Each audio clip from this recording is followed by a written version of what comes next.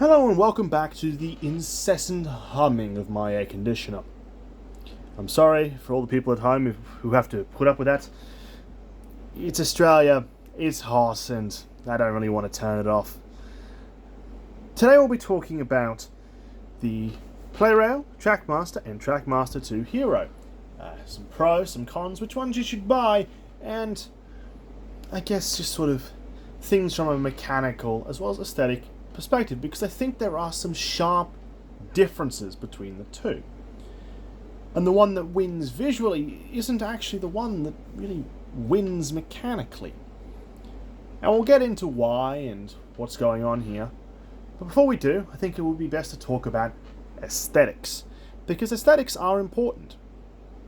Straight up, you can pretty much tell the odd one out from this bunch, and that is the Plarail. Now, the Plarail, having just looked it up, I now know is just a rebadge. Now, I pretty much vaguely knew what it was, but having finally looked it up, yeah, it's a pretty poor job. I kind of get to an extent them not wanting to go through the effort of completely making a new mold, but on the same token, he's a Japanese locomotive. You'd think the Plarail would put in a little bit more effort to make him accurate for its home market. That, and I'm pretty sure Hiro is actually one of the most popular characters in Japan. I mean, no shit. So why wouldn't you go to the effort? If you look at its design, there are a lot of things that I would say are sort of off about it. Firstly, the coupling rods really are not acceptable, and they just look a bit shoddy. The weird wheels are a bit odd as well. These are fine, but what's with these, and why cut off half of one? It's like you're trying to give the illusion of something, and it just doesn't work. It just ends up looking a bit odd. The nameplates are yellow instead of gold, which seems like a bit of an oversight. And they look kind of stickery close up. You can sort of see that weird look. The face is very large because this entire piece actually pops out. Fun fact. And doesn't really look like Hiro at all. He sort of looks kind of pissed off at you. And overall, there's just proportion problems. The cab looks a bit odd, and he doesn't look terrible, but he doesn't look like Hiro. The tender especially is quite a poor job. I mean, and this just doesn't remind me of Hiro at all. Although, the fact that this is printed and not actually a sticker is nice. And definitely a pro in my book. Moving on, we have we have the Trackmaster Hiro. This guy is probably the best looking. He seems pretty well proportioned. He's somewhat skinnier for my liking than I think he should be, but overall he's not terrible. He has really long coupling rods, which I think really add to the look. It feels like a fair bit of effort was put into this guy. The tender is, I think, just stickers though, which does look a bit shoddier, but it is pretty much, I think I'd say, the correct sort of look for his tender. I will say, again, with the stickers, the overabundance kind of hurts him in places. These tend to fade pretty easily. Kind of ruin the look. The nameplates are quite nice and the lining's not terrible. And overall, it feels somewhat well proportioned. Overall, apart from the stickers, I can't really fault it too much from a purely aesthetic point. The Trackmaster 2 seems to tread the line between them. It's not terrible, but its proportions are obviously compromised, and that's just a compromise with all Trackmaster 2s. There is a trade-off for that, but we'll get to that. The face is not terrible, that's pretty much the same you see on that, although he doesn't look quite as, I guess, aware of his surroundings. He's kind of a bit more, I don't know, his pupils seem a bit smaller. It kind of messes with the look, and also the lack of details on the front somewhat hurts it, and makes him look very boxy. The cab's a lot larger, and I wouldn't say that's bad or good. It definitely makes him look a bit different. Overall, I mean, he's relatively basic, and there isn't really much to say. I think his design is good for Trackmaster 2, but not necessarily anything groundbreaking. And again, it's a compromise for the wheel set. So then it seems like there's a pretty clear winner and a pretty clear loser here. Aesthetically, the Trackmaster is leagues ahead of Trackmaster 2, which is, I would say, leagues ahead of Plarail.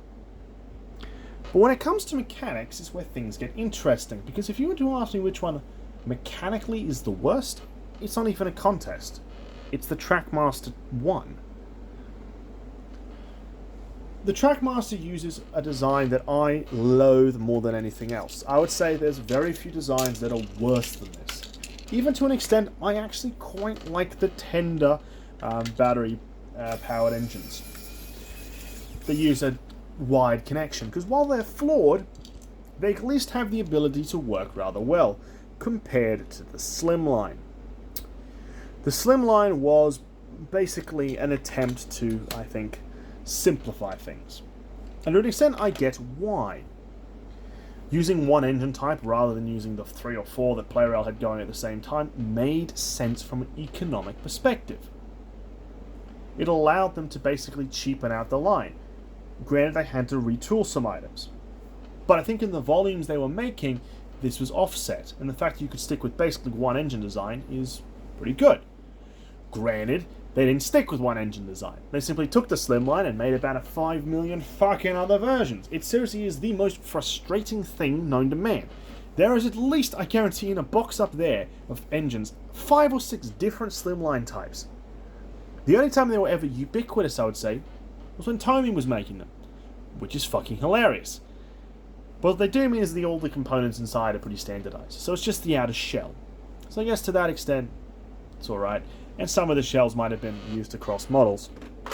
At least by this point in the range, which this was made in 2011, that really hadn't happened yet, so you get pretty stock standard Slimlines.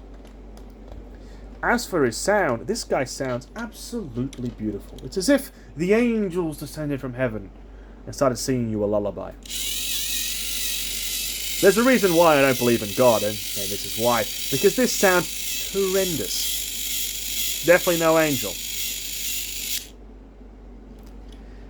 Now, this is partly down to my, I guess, older tactics when it came to servicing, which was a lot less invasive.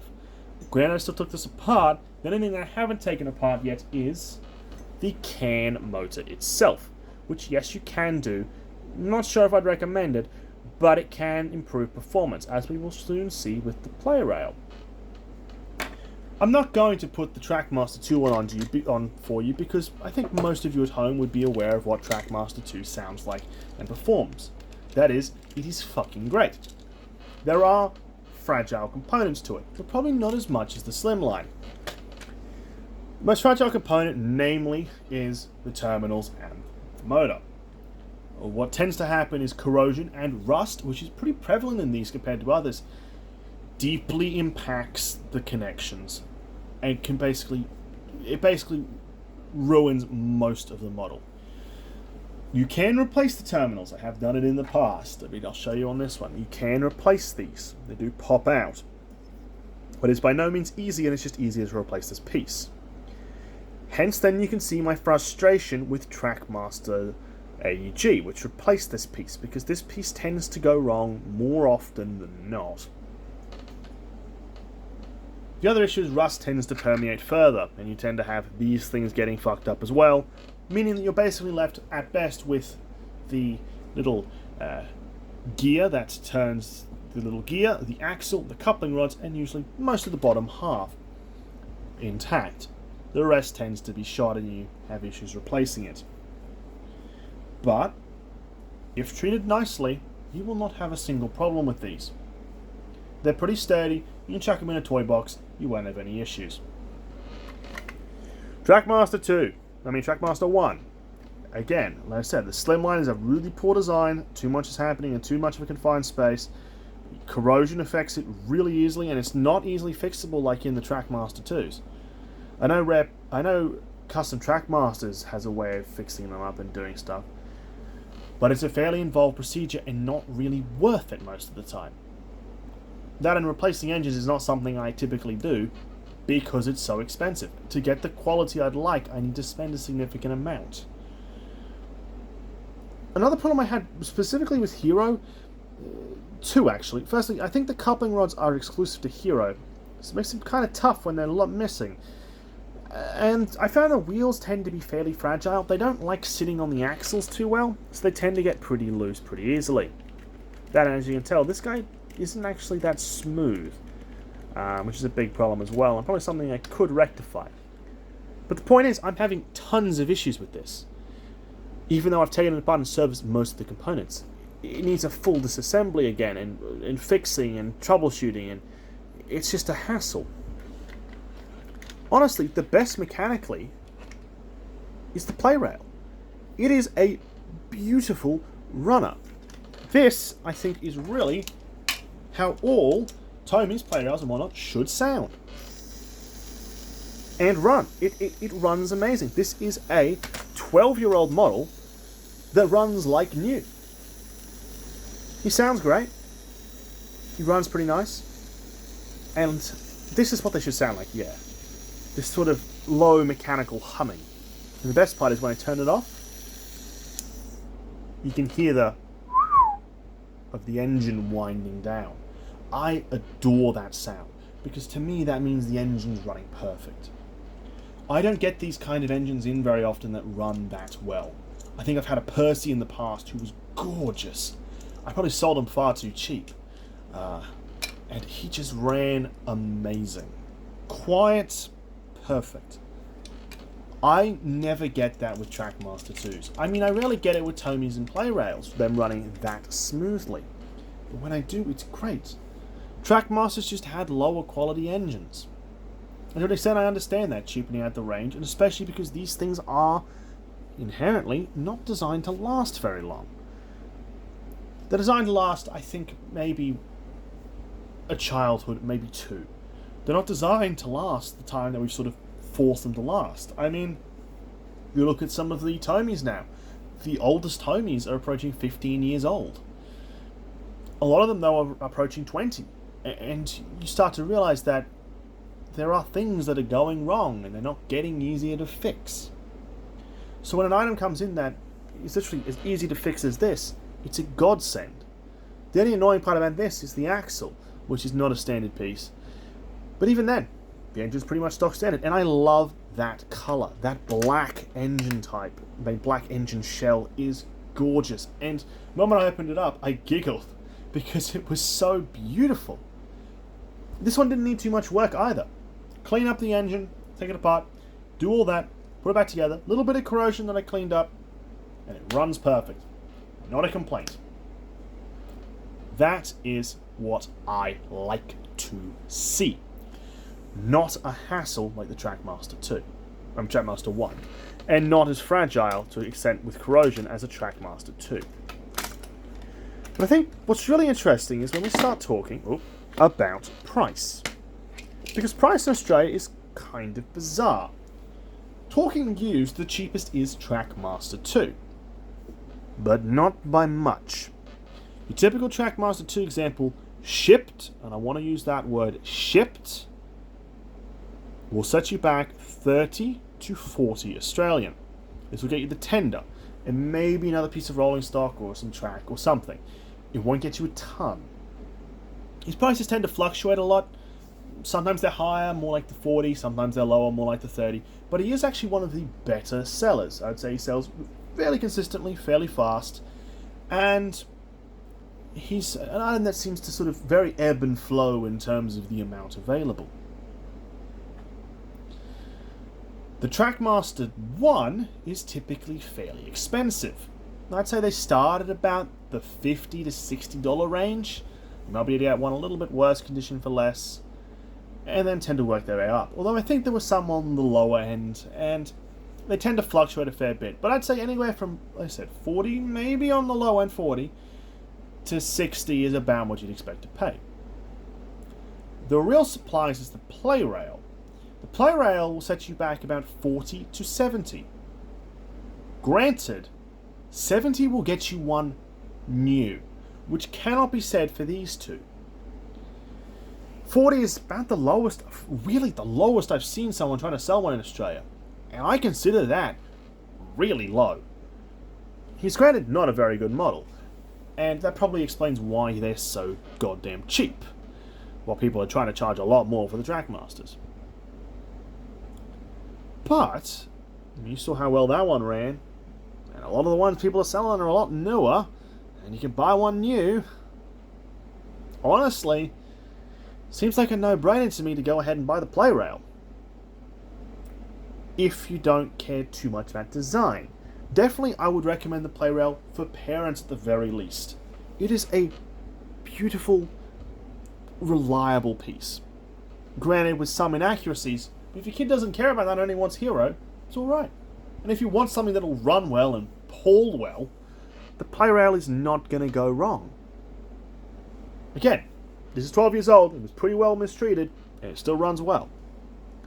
The Trackmaster 1 is what I'd recommend to, I suppose, your collector. It's great, but not the kind of thing I would be giving to a child because inherently the Slimline is the most fragile bloody engine they ever made. But it looks great, and finding one in good condition, I think would be a priority for any discerning Trackmaster and Tomy collector. I can only recommend him though on his merits visually. Mechanically, you are going to have problems. You're going to have a fair bit of mechanical sympathy for this guy. That and sourcing wheel sets is only going to get harder. At least with the Plarail, he's been around for, give or take, about 12, 13 years. So finding parts is not too hard. There's also something to be said about the Trackmaster 2. It's the cheapest on the market at the moment, granted not by a ton, and granted those are all used compared to the Plarails, which you can get new. But he's not bad either. He kind of rides the difference between the two in terms of reliability and visuals. I don't think he looks amazing, but he doesn't look terrible, and for the price, it's not bad. The real downside there is he's a Trackmaster 2, so he can only really run on Trackmaster 2 track. Granted, there are mods out there to add traction tyres. And if you're willing to go to that length, I suppose it's pretty decent value. So, I guess this leaves us with final thoughts. And what are my final thoughts on this? If you're a parent and your kid has a lot of Trackmaster 2, it seems like a no-brainer to me to go with the Trackmaster 2. You're getting into basically what you've had before.